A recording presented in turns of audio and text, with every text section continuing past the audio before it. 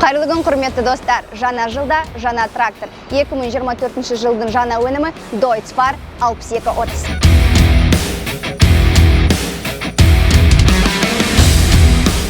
Тракторда 6 цилиндрлі қозғалтқышы бар, интеркулер, турбокомпрессор және Common Rail жүйесі орнатылған.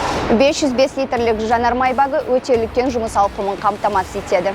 Жолда тасымалдау үшін қозғалтқыштың тежегіш күші 40%-ға дейін арттыратын арнайы педалі бар моторлы тежегіш. Екі жоғары қысымды гидростатикалық тораптары бар, жаңа қадамсыз тетеуі берліс қорабы жұмсақ және тиімді қуат беруді қамтамасыз етеді. Берліс қорабы қозғалтқыштың айналу жиілігі минутына 1800 айналым жасайды.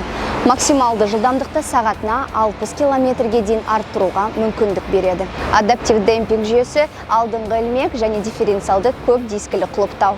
Электр гидравликалық ілінісу білігі артқы механизмі 3 жылдамдықпен электронды және алдыңғы жағында 2 жылдамдықпен ауысады.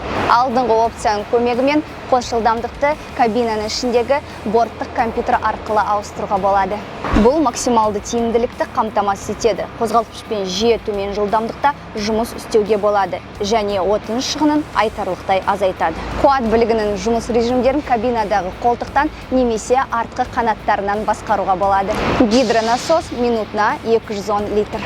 Гидравликалық жетегі бар зембіректер үшін 60 литр май қоры қарастырылған. Барлығы электрондық жүйеде орнатылған, оларды пропорционалды реттеуге және басқаруға болады. Аспанның жүк көтергіштігі 10 тоннаға дейін жетеді. Сондай-ақ позицияны реттейтін алдыңғы ілмек және жүк көтергіштігі 5450 кг.